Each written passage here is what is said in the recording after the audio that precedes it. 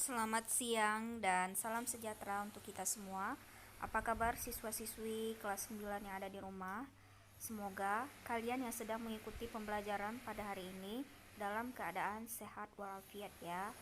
Baiklah, hari ini adalah pertemuan keempat dalam pelajaran bahasa Indonesia yang mana kita masih akan membahas tentang teks laporan percobaan ya. Kemarin juga sudah disampaikan apa itu pengertian dari teks laporan percobaan, fungsi dan juga ciri-ciri dari teks laporan percobaan itu sendiri. Silakan kalian baca-baca ulang supaya kalian lebih memahami apa itu teks laporan percobaan.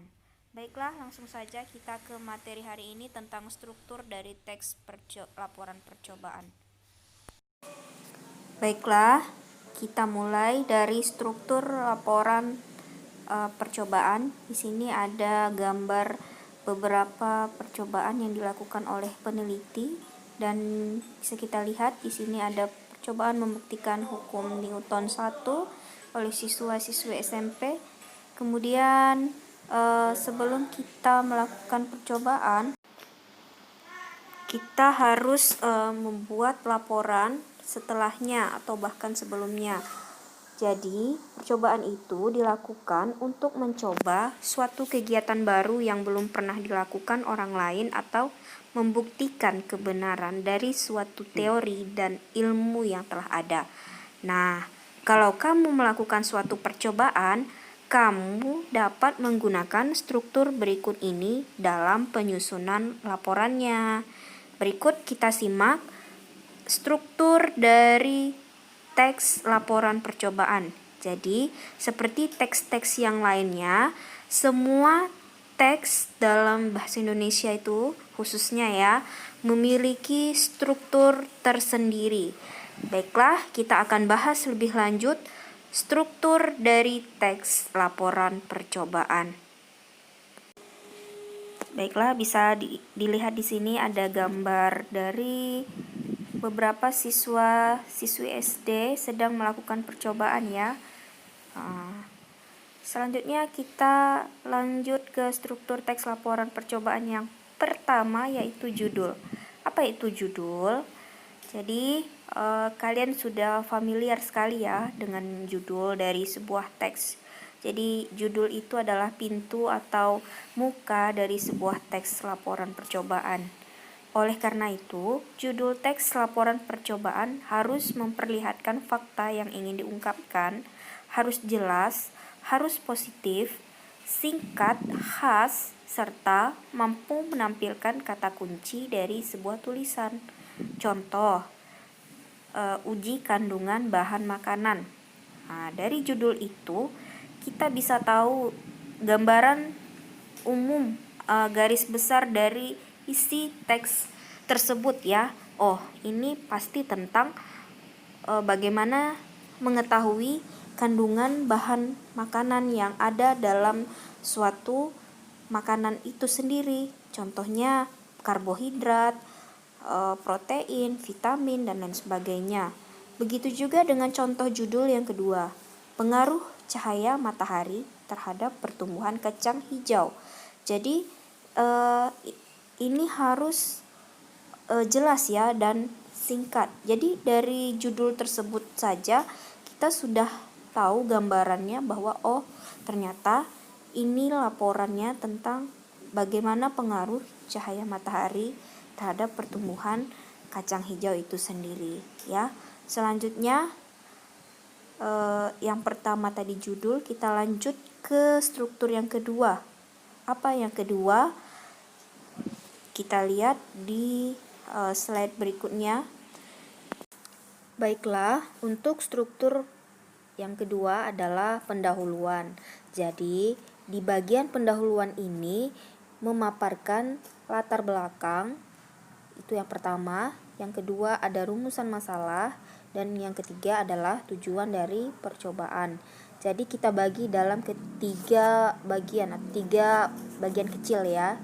Pendahuluan ini dibagi dalam 3 bagian kecil, yaitu yang pertama A, latar belakang.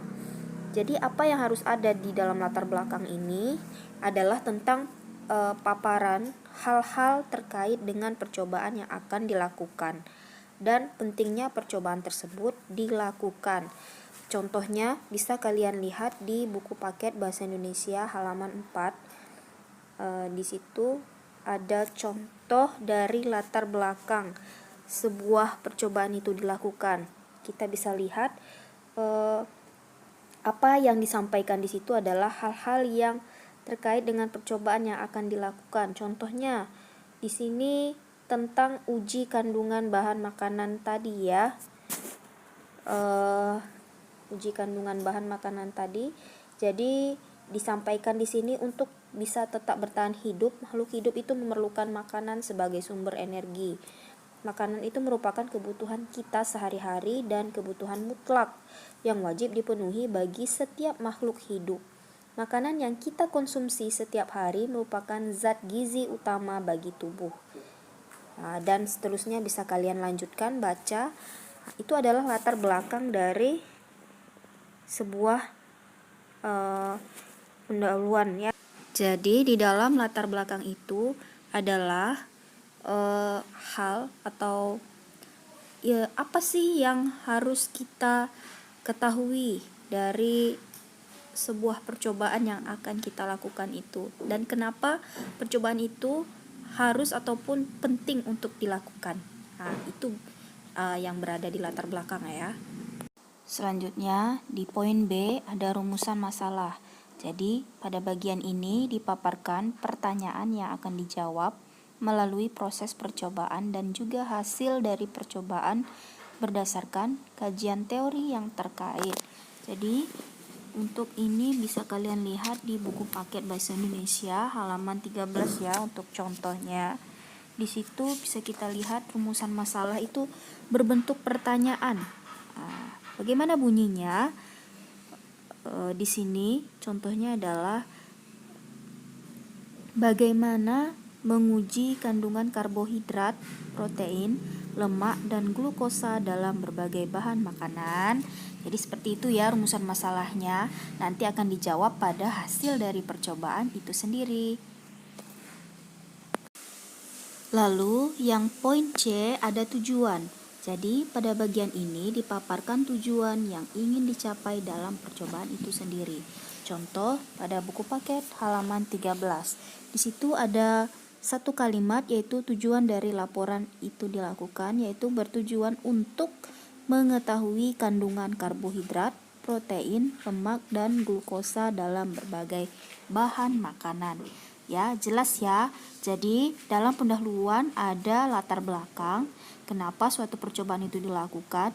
Terus ada rumusan masalah yang berbentuk pertanyaan, dan yang C adalah tujuan. Nah, selanjutnya struktur yang ketiga adalah landasan teori atau kajian pustaka. Jadi pada bagian ini dipaparkan berbagai teori yang digunakan dalam melakukan percobaan. Kajian teori dijadikan sebagai dasar pemikiran dalam melakukan percobaan agar proses dan hasilnya dapat dipertanggungjawabkan secara keilmuan. Jadi contoh bisa kalian lihat pada buku paketnya halaman 13 sampai 15. Di situ ada landasan teori atau kajian pustaka. Itu sumbernya didapat dari buku ya atau internet. Jadi tidak kita buat sendiri ya. Harus berdasarkan sumber yang valid. Oke. Jadi bisa kalian jelaskan apa itu glukosa, apa itu karbohidrat, apa itu lemak, vitamin, dan lain sebagainya yang berkaitan dengan percobaan yang akan kalian lakukan. Seperti itu ya. Lalu struktur yang keempat adalah metode penelitian. Jadi pada bagian ini dipaparkan secara mendetail atau rinci cara yang digunakan dalam melakukan percobaan. Jadi terdiri dari alat dan bahan yang kita gunakan. Contohnya alat dan bahan dan prosedur kerja atau langkah-langkah percobaan yang akan kita lakukan itu ada di halaman 15. Contohnya bisa kalian baca di situ, alat dan bahan, terus juga langkah-langkah dari percobaan yang kalian lakukan itu harus disusun secara berurutan. Artinya tidak boleh terbolak-balik. Oke. Baiklah, selanjutnya ke struktur yang kelima, yaitu hasil dan pembahasan, ya. Jadi, pada bagian hasil dan pembahasan ini dipaparkan hasil dari percobaan dan pembahasannya secara cermat dan jelas berdasarkan kajian teori yang telah dijelaskan sebelumnya. Hasil percobaan bisa dipaparkan dalam bentuk deskripsi ataupun tabel. Jadi, yang pertama itu hasil. Hasil ini sebaiknya kita sajikan dalam bentuk tabel ya ataupun diagram sehingga lebih jelas dilihat. Selanjutnya pembahasannya dalam bentuk kalimat atau deskripsi. Oke. Selanjutnya struktur yang keenam adalah simpulan. Jadi pada bagian ini dipaparkan hasil dari percobaan secara ringkas untuk menjawab pertanyaan dalam rumusan masalah yang telah kita buat di awal tadi ya.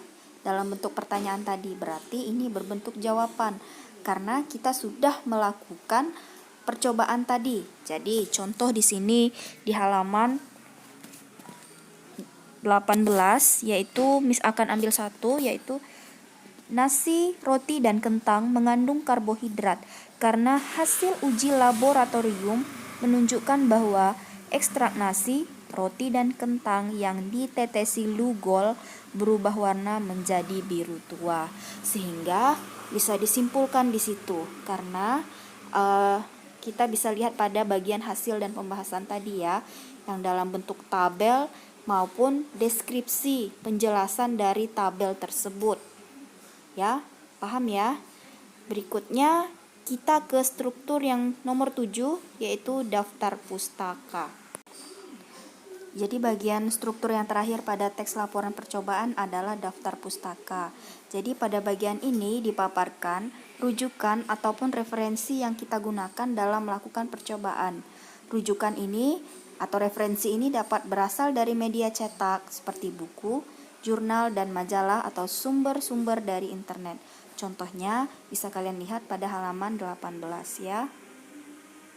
Ya, jadi di daftar pustaka itu adalah daftar-daftar referensi buku ataupun sumber dari internet yang kita gunakan, kita pakai dalam laporan percobaan kita. Harus kita lampirkan buku-buku apa saja di situ ya. Jadi sumber yang kita dapatkan itu atau kita peroleh itu sangat valid ya, bisa dipertanggungjawabkan.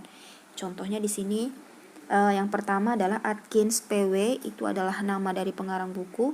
1991 adalah tahun terbit buku. Physical Chemistry itu adalah judul dari bukunya. Lalu UK Oxford University Press adalah penerbit dari buku tersebut ya.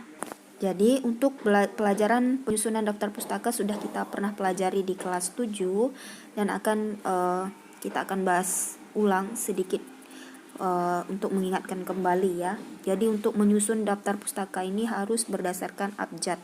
Bisa kita lihat di situ dari A, B, C, ada Atkins, Benedict, Chang, Clayden, Pauling, Simoni, itu semua berdasarkan abjad.